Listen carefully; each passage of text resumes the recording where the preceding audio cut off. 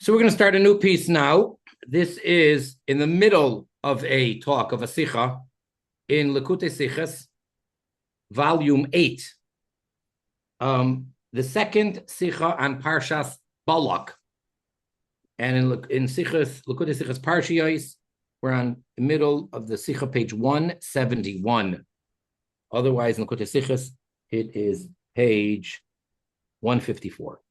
All right. This sicha is discussing the crazy, if you will, story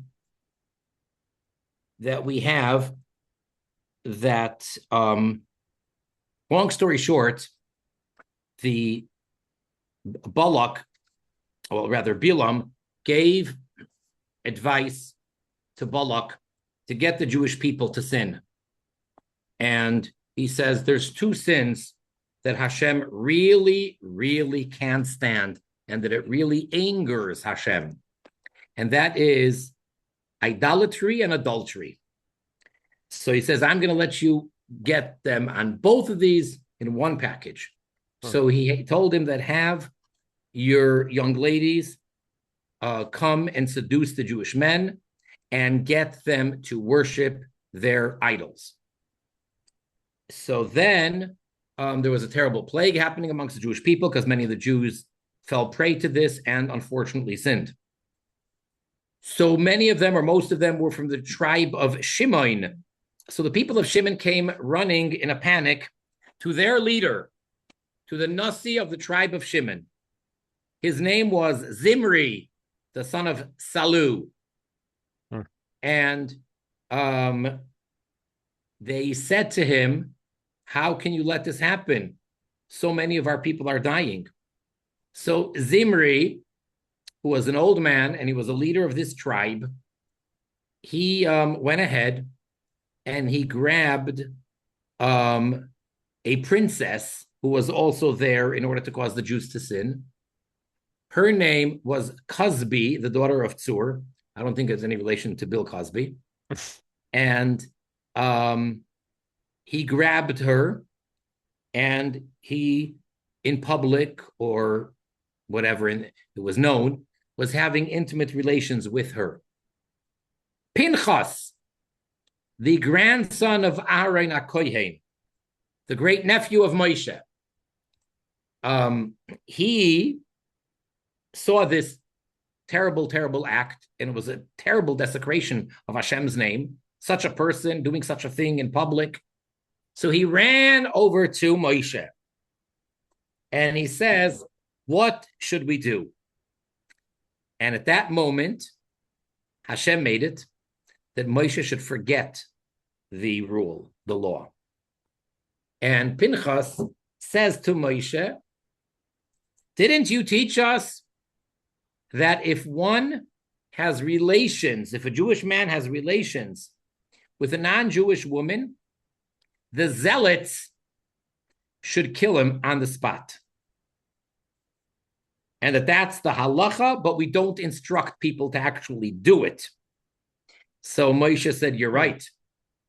So Pinchas said, so what do we do?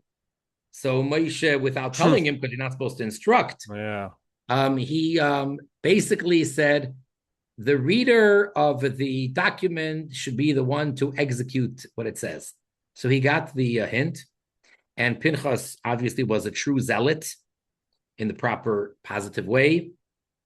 And he grabbed a sharp spear and he went and he stabbed the two of them in the middle of the act. And it goes into great detail. And many, many miracles happened to Pinchas, and everybody witnessed this. And it was a tremendous sanctification of Hashem's name. Okay, so that's basically the story. And so in the Sikha, we get into this whole idea of a Jew having relations with a non-Jewish woman. It's called Boyel Aramis, having marital relations with a non-Jewish woman.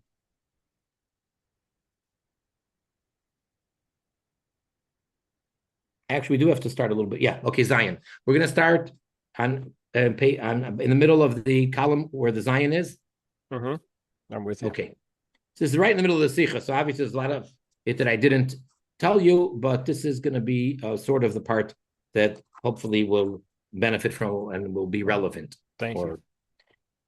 Is there beer in them? The explanation is der chet fun biois asurois. The sin of forbidden relations is harber fun ander averos, is harsher, is more intense, and it's a worse sin than other sins. Why is it so terrible? Why is having physical marital relations in an inappropriate, forbidden way worse than other sins?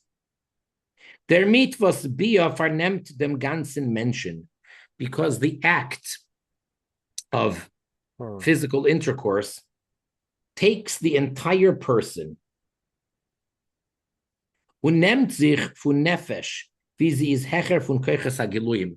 And it comes from the person's soul, which is higher and beyond their revealed soul powers. It's not just soul powers of thought or intellect or feelings or emotions. It's someplace much deeper. It's actually from the soul itself.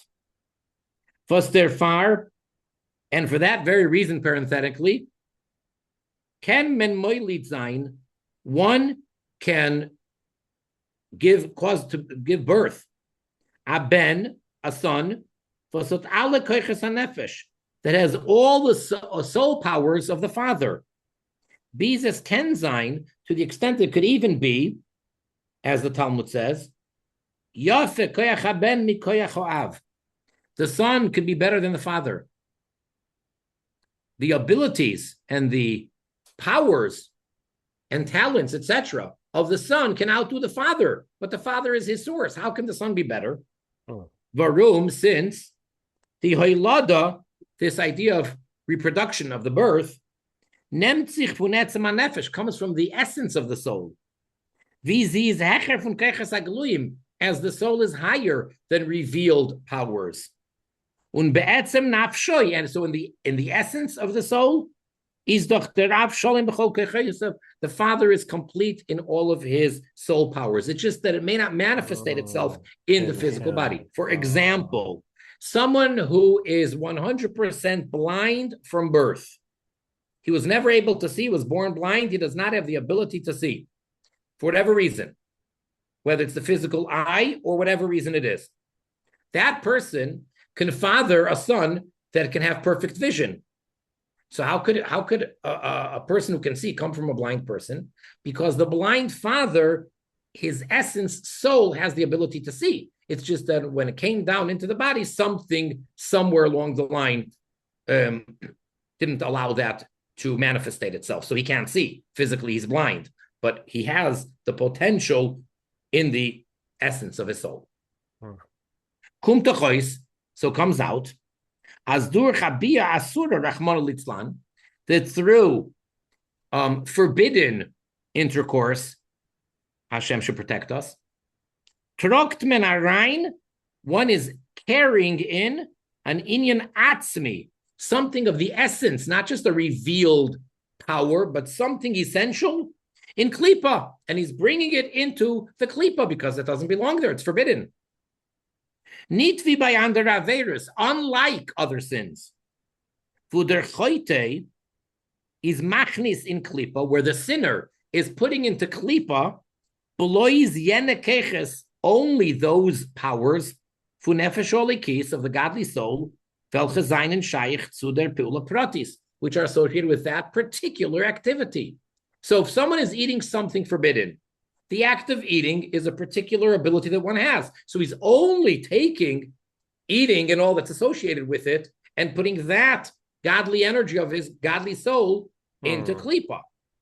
If someone is stealing, so they're using their hand to do something forbidden, that power, that ability of action, of taking, of removing, that is one particular power that the person is putting into klipa, and so on with every other sin. When it comes to being intimate because it's the entire person's soul, so he's actually putting his whole soul into klipa. Aber, next paragraph, however, noch harber, even more strict, worse, is der chet von boyel aramis, is the sin of a Jew having relations with a non-Jewish woman. Vider lashon, as the expression from the Rambam and then others, yesh boy hefsed, it has in it a loss, she'ein b'chol harayis kemoisoi, that none of the other forbidden relations have like it. You know, there's many forbidden relations, and many of them are a capital offense. But for a Jew to have relations with a non-Jewish woman, even though the punishment may not be as severe or as harsh as other ones, but it has some loss, something negative about it that the others don't.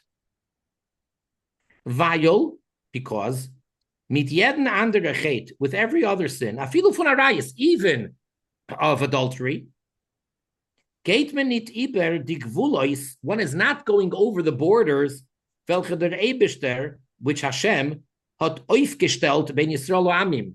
Hashem placed borders between the Jews and the nations of the world. Was euch sei seinen in teva habriya. And that too is part of the nature of creation, that there's a distinction and there's a difference between the Jews and every other nation. Bidugmas, similar to what the verse says, vayavdil goymer ben ha'or ben ha'choshech, that Hashem separated between the light and the darkness. Meaning, even a very, very terrible sin of incest or adultery, for example, if someone has relations with a married woman, someone else's wife, or if someone has relations with their own sister or mother or daughter, as terrible and disgusting as they are, and they're capital offenses, but they're still within the framework of a Jew. It's terrible and it's a capital offense, but it's within Jewish framework. So as soon as the Jew steps out of bounds and has relations with a non-Jewish woman or girl, that's already going against the whole system of nature. So, Rabbi Turen, is it, just so I can understand a little bit better, is it basically impregnating the nefesh elokis, or the essence within klipa, which is a big problem? You're impregnating inside godly. It's like you're. What do you mean by impregnating? You are giving your essence, like someone is giving their entire essence over into, impregnating into the klipa, like creating a new thing inside the klipa. We're speaking over here, even if there is no child as a product. Even, interesting. No, just the very act of the sin. Just the act, okay. Even if she does not conceive and she does not become pregnant. I would think it would be something to do with like male lying with a man and in the backside or something like that. I would think that would be like really bad. That's also about an abomination, etc., etc. But if it's a Jewish man, as bad as it is, it's still within this framework. Because the klipa is removed for the other person, so to speak. Like they're all working. These cases, right? But at least it's still within. The sin is still within the Jews, so to say. Oh, okay. Oh, so that's where you're talking about the borders. Yeah. Okay. Thank you. I was trying to get up to speed. Okay. Yeah. Okay. Let's do one more paragraph before we have to go. Varum, next paragraph. Since nicht bloß der Oiver auf ein Isser Arayis bleibt Ayid, as Levi Freer, by all the other sins, whatever they may be, as disgusting as they are, the sinner remains a Jew as he was before. He didn't lose any of his Jewish status, even though he did a terribly disgusting sin. Just like all other sins. Kim Maimer, as the Talmud states, Yisrael, a Jew, even though he sinned. Yisrael, who is still a Jew. When it is mechuyev b'chol mitzvahs, and he's obligated to keep all the commandments. You don't say, well, forget him, he's out. No, he still has to do all the commandments, although he's a terrible sinner. nor euch der Kind, was wird geboren beiser. But even the child, the product of that sin, if this Jew did commit adultery and the woman conceived and gave birth, he's bichlal yisrael nechshav pishu mamzer. He is a Jew, even though he's illegitimate. He is a halachic Jewish bastard. For example, if it was a male, if a man has relations with someone else's Jewish wife. Oh, Jewish wife. Or if a Jewish man has relations with a Jewish sister. Yeah. So as terrible and disgusting as it is, right, and the child of that relationship is a mamzer. It's like a Russia Yisrael and then a but mamzer. He's Jewish. Okay, right? Yeah, and right, a Russia right. Yisrael is still a Yisrael. He's basically mitzuva eino ose. He's commanded, but he's not doing. No, he is mitzuva. That's what I'm saying. He's mitzuva eino ose. He's commanded, but he's not doing it. No, the mamzer could become very righteous. The mamzer, yes, but the sinner, the sinner, he is still obligated to keep all the correct. mitzvahs. I'm saying he's commanded, but he's just not doing them. He went against them. He may still keep a lot of mitzvahs. Oh, he just transgressed one terrible, terrible thing. He did one terrible sin that doesn't knock him out of the picture. Oh, you're seeing it as a category. Oh, yeah. Okay. Now I see what you're saying. Yes. Thank you. When there is mechuyev in alle mitzvahs, and this mamzer child is obligated to keep all the commandments. B is to the extent as vibal dazeri zayid, that since he is a Jew, is oib nor vet learn in Torah, that if he will study Torah, and he will become a tremendous, outstanding Torah scholar. That there's ein koidem lechoyen gadol am haaretz. So halachically, he will precede the high priest, the highest position, the holiest Jew. But if the high priest is an ignorant Jew, he's a high priest, but he's ignorant, you have to first honor this illegitimate child because he's a Talmud Chacham.